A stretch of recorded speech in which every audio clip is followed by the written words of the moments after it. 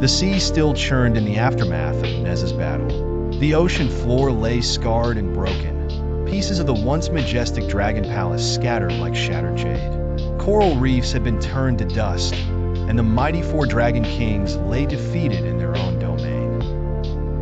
Nezha hovered above the ocean, the windfire wheels blazing beneath his feet, the fire-tipped spear twirling effortlessly in his grip. His red silk sash whipped in the wind, still crackling with the lingering energy of battle. Below, Ao Guang, the Dragon King of the East Sea, trembled with rage.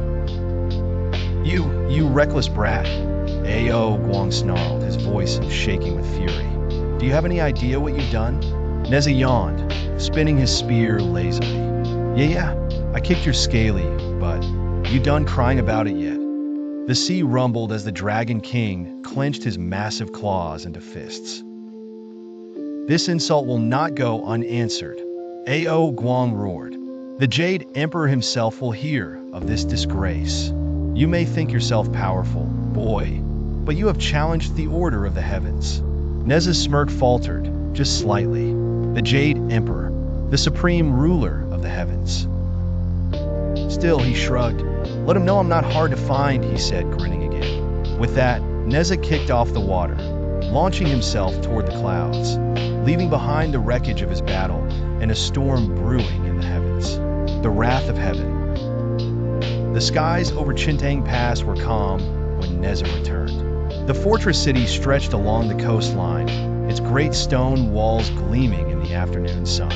As he soared over the rooftops, the villagers below cheered and waved, pointing excitedly at their young protector. To them, Nezha was a hero, a fearless warrior who could fly through the skies, battle monsters, and defeat dragons. He touched down near his family's estate, dusting off his robes as if he hadn't just fought 4 dragon kings at the bottom of the ocean. Then he heard his father's voice. Nezha. Nezha winced. General Jing, the commander of Chintang Pass, stormed out of the palace gates, his face red with rage, his hand already gripping the hilt of his sword. Behind him, Lady Yin hurried after him, her face pale with worry. Where have you been? Li Jing bellowed. Do you have any idea what you've done? Nezha scratched his head. What exactly are we mad about today? Li Jing's hands shook with fury. The Dragon King of the East Sea came here himself to demand justice. He knelt before the heavenly court and accused you of murdering his son. Nezha groaned. Oh, come on, that guy had it coming. Li Jing's sword flashed from its sheath, the blade glinting in the sunlight. Enough! Nezha blinked. Wait, you're pulling a sword on me? You have brought disaster upon our family. You have offended the heavens.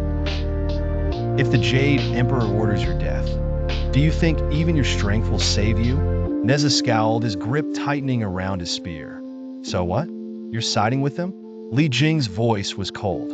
You are no longer my son. The words hit harder than any spear ever could. For the first time, Nezha felt something break inside him. His hands clenched. His breath came sharp. He wasn't afraid of enemies, of dragons, of heavenly armies. But this hurt. His own father had cast him aside. Lady Yin stepped forward, eyes full of pain and fear. Nezha, please go before it's too late. Nezha took a slow step back, then another. Then, without a word, he turned and launched himself into the sky. The gods passed judgment far above the mortal realm. In the celestial palace of the Jade Emperor, a gathering of the gods was already underway.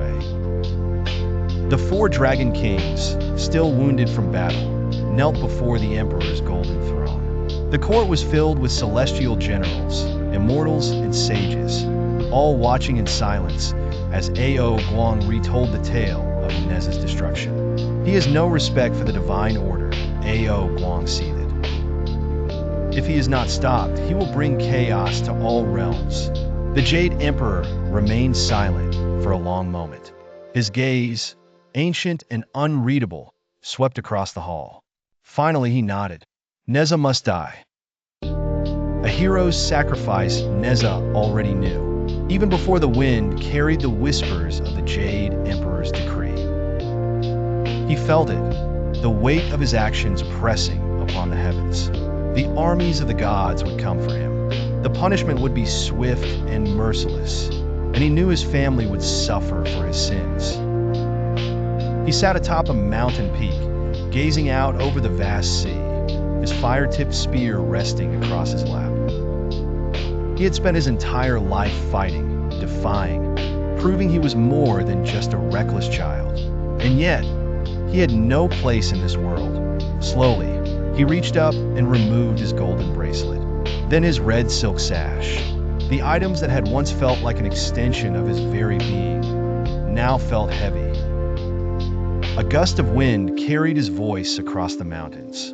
For the sake of my family, for the people of Chintang Pass.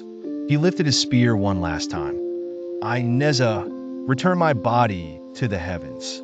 And with a final, decisive movement, he drove the spear through his own chest. The heavens wept. The wind howled, and as his blood touched the earth, Nezha's body faded into golden light, dispersing into the sky. He was gone. The world after Nezha news of Nezha's death spread through Chintang Pass like wildfire. The people mourned their fallen protector, their streets and homes feeling emptier without the sound of his wild laughter. Jing stood upon the cliffs, staring at the place where his son had vanished. He had demanded order, he had wanted control, and yet in the end, he had lost everything. Lady Yin, heartbroken beyond words, burned incense every day, whispering prayers to the heavens, hoping that Nezha's spirit might still hear her. And in the divine courts, the gods watched in stunned silence. Even the Jade Emperor, who had ordered the boy's death, felt a strange unease settle over the heavens. But Nezha's story was far from over, because even death could not hold back a warrior like him. His soul refused to fade, and soon he would return, reborn,